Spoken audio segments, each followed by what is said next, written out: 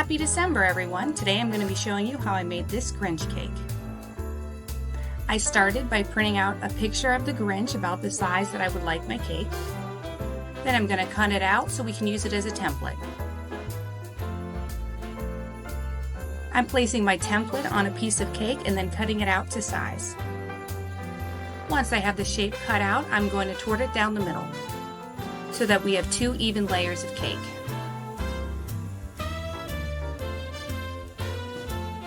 Then I'm filling it with vanilla buttercream.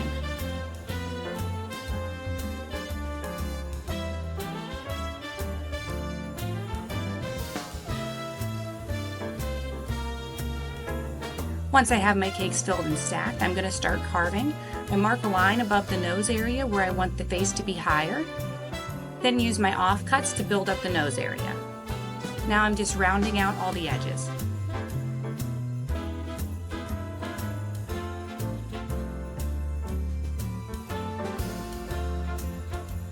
Once I'm happy with the shape, I crumb coat it with vanilla buttercream.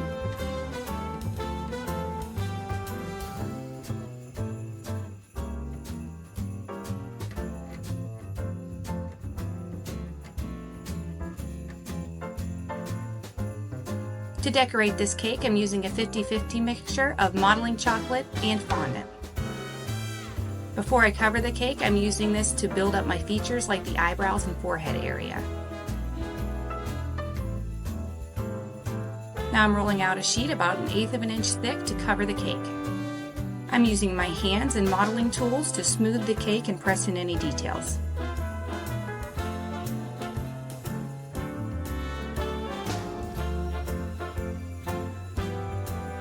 I use my template to mark where the mouth and eyes should be on the cake.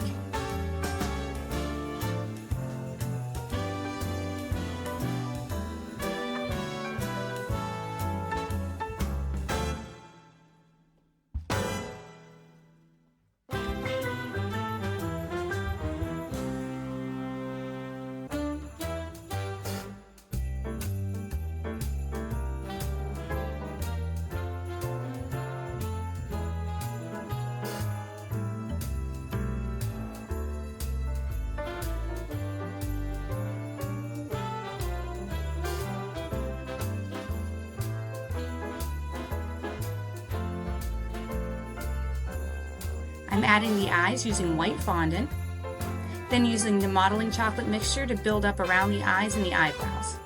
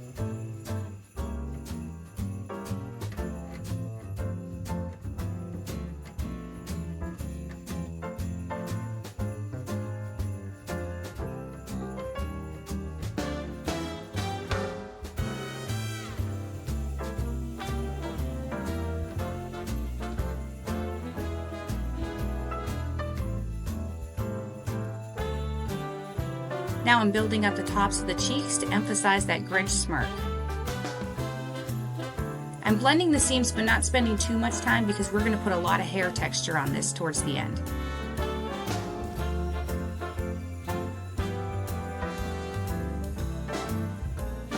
Now I'm shaping the chin.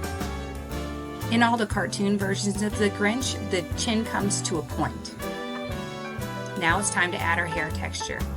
I'm going to start where all the hair is longer, like the eyebrow and cheeks, pressing harder for the longer hairs, then doing shorter, smaller hairs in the center of the face and gradually getting longer as we work our way out. This part does take some time, but the longer you spend on the details like this, the better the cake will turn out in the end.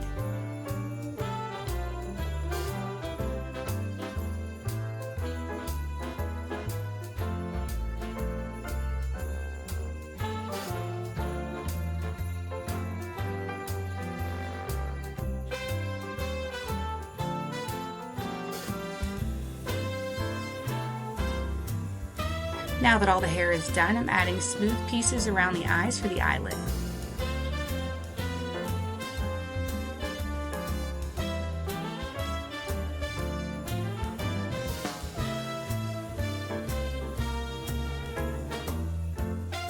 Now it's time to add his nose.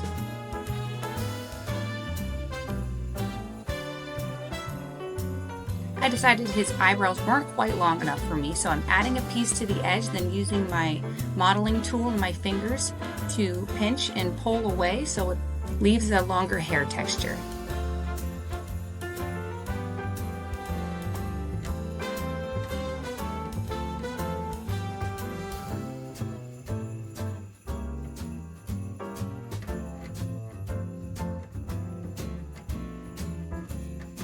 Now it's time for my favorite part, painting the cake. I start with a watered down yellow food coloring and add it anywhere we want highlights, like the nose and any raised parts on the forehead.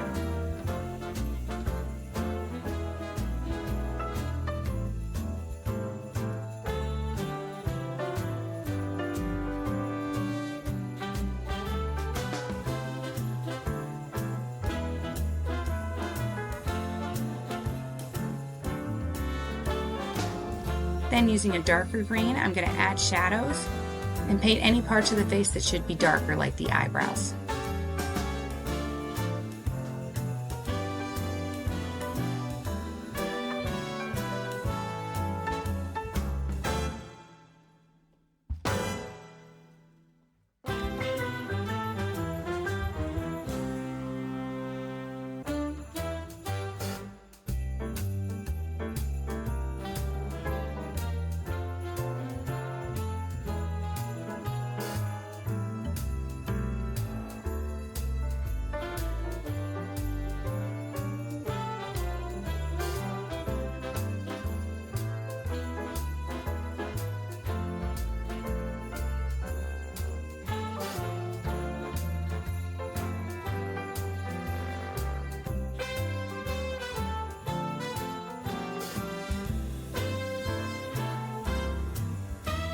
I paint his mouth in with a light pink color.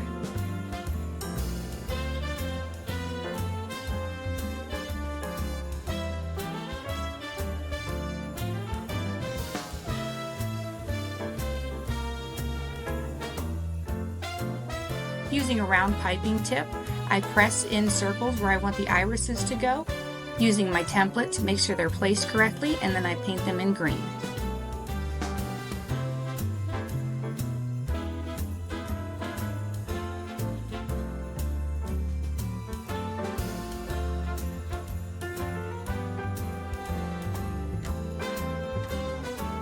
I use black and white fondant to add his pupils and catch lights.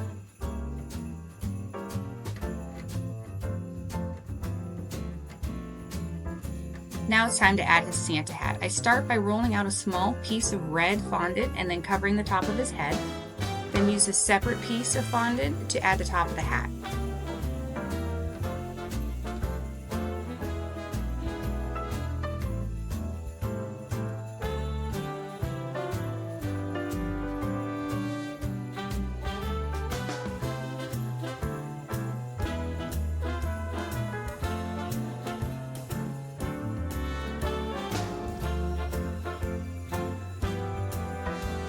Now I'm adding on a thick strip of white fondant for the edge of the hat, pressing in deep lines to give it a nice furry texture. Doing the same for the ball at the end of the hat.